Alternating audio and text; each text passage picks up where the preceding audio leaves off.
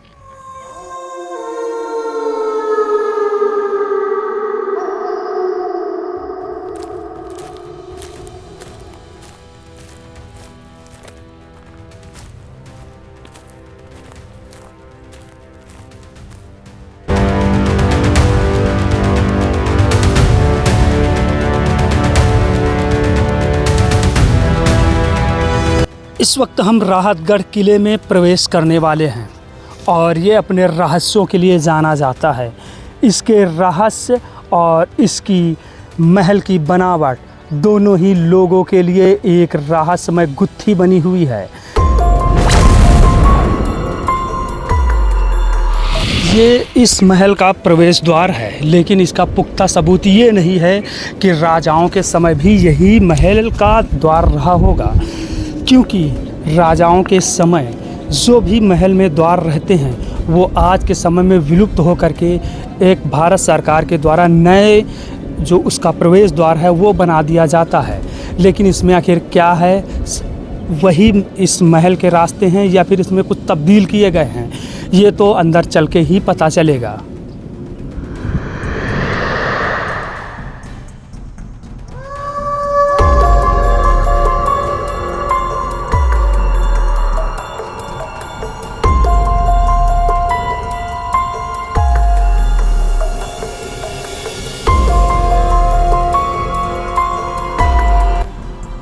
इस वक्त मैं पहुंच चुका हूं राहतगढ़ किले के अंदर। ये उसका मुख्य द्वार है। अगर भारत सरकार ने इसे किसी प्रकार से पुरातत्व विभाग के द्वारा छेड़छाड़ नहीं करवाई होगी, क्योंकि लगभग हर महल में उसका मुख्य द्वार जर्जर होने की वजह से उसे बंद करके कोई नया द्वार खोल दिया जाता है पर्यटकों के लिए। अगर यहाँ पर ऐसा नहीं हुआ होगा तो ये राजाओं के समय भी मुख्य द्वार ही रहा होगा। वैसे इसकी स्थिति देख करके तो नहीं लगता है कि इसके साथ में कोई छेड़छाड़ की गई है, क्योंकि इसके जो छेनी और हथौड़ियों से ही इसकी मार दे करके इस पार्ट को बनाया है, और उसके साथ में इसके जो द्वार है वो भी वैसा, और इसके जितने भी पत्थर भी नहीं लग रहे हैं कि ये हाल के हैं, सभी पुराने लग रहे हैं। इसके बाद जो है इसके अंदर हम लोग प्रवेश कर रहे हैं।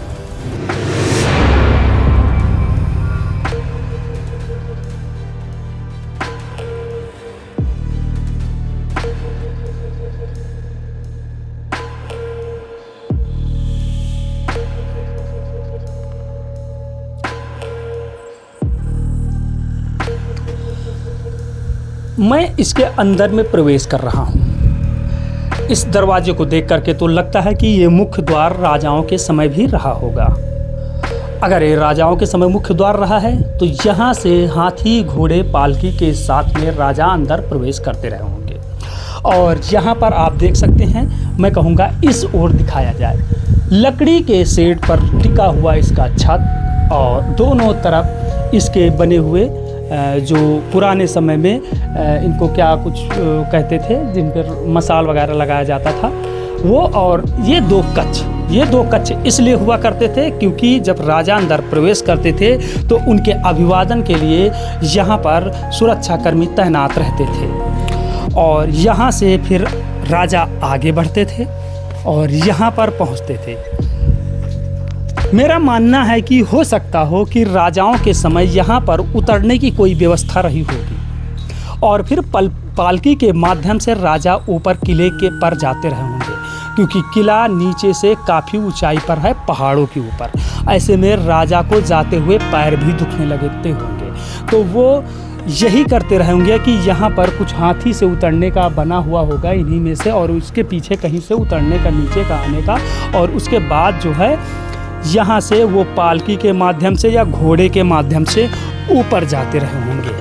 और ये इस महल के प्रवेश का द्वार है, लेकिन इसके अभी महल के अंदर पहुंचने में काफ़ी दूरी, लगभग 100 मीटर की दूरी तय करनी पड़ेगी, और यहीं से चलते हुए राजा या फिर पालकी से पहुंचते थे ऊपर।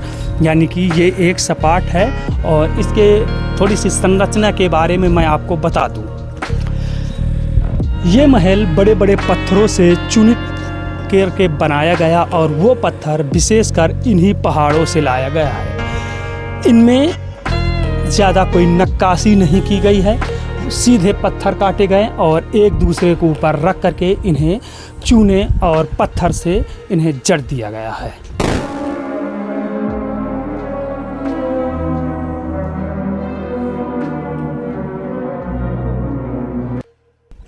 इस महल के कुछ संरचना के बारे में मैं आपको बता दूं। इस महल को ज़्यादा नक्काशीदार नहीं बनाया गया है। ये महल देखने में तो रहस्यमय है, लेकिन इसकी रहस्यमय स्थिति पैदा करता है इसकी बनावट, क्योंकि ज़्यादातर महल वो नक्काशी और शोभेदार बनाए जाते थे। और ये शुरुआत से ही आपको देखने को मिल रहा होगा कि सिर्फ सीधे पत्थर को काटना और उन्हें चूने और बाकी मसालों के साथ में से जोड़ देना, इसके लिए एक महलों में अपना अनूठा अस्तित्व रख रहा है। और मैं आपको बता दूं कि ये महल कई राजाओं ने बनवाया था, और इस पर कई राजाओं ने राज भी किया है। इस पर मुग़लों ने भी राज किया है, राजपूतों ने भी राज किया है, और यहाँ तक कि कहते हैं कि आल्हा और ऊदल का भी इन महलों से संबंध रहा है। लेकिन इसकी जो पुख्ता सबूत हैं वो किसी के पास नहीं है कि आखिर ये महल आखिरी समय तक किसके पास रहा होगा।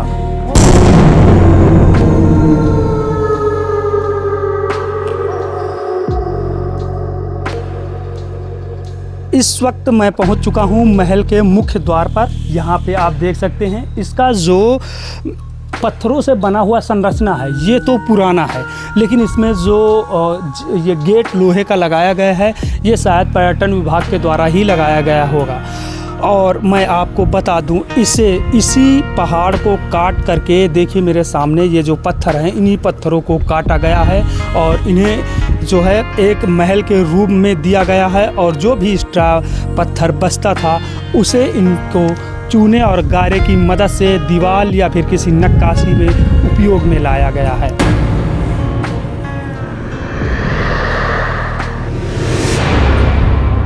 इस महल का ये कक्ष बहुत ही अहम भूमिका निभाता था अपने समय में, क्योंकि ये चारों तरफ से सुरक्षित किला है। लेकिन जहाँ से आने का था, जैसे कि मैं आपको दिखा दूं कि धीरे धीरे आप अंदर आएँ, और अंदर आने के बाद आप देखेंगे कि इसमें 2 होल हैं जो कि इस पूरे शहर को भी दिखाता है। मैं कहूँगा कि अंदर आकर के दिखाया जाए।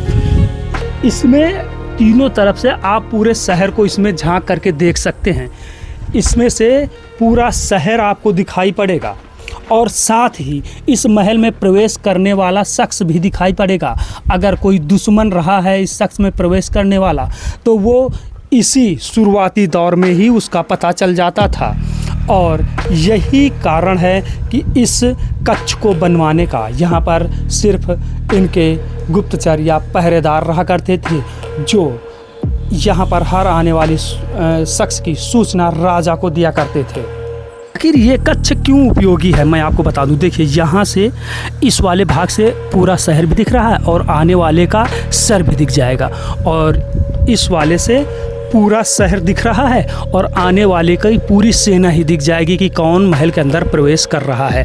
और उसके बाद अगर कोई दुश्मन अचानक से इस महल के अंदर आ भी जाता है इस द्वार से, तो उसे जो है होता क्या था कि ये द्वार बंद कर दिया जाता था। ये द्वार बंद कर दिया गया, इस द्वार को बंद करने के बाद फिर राजा तक बातें पहुंचाई जाती थी इन होलों के माध्यम से।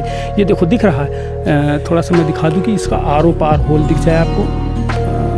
कैसे दिखेगा, हाँ ये दिखा, ये देखिए, ये दिखा। तो यहीं से जो है राजा तक बातें पहुंचाई जाती थी और यही वजह थी कि इस कक्ष की अपनी एक अहम भूमिका हुआ करती थी राजाओं के समय।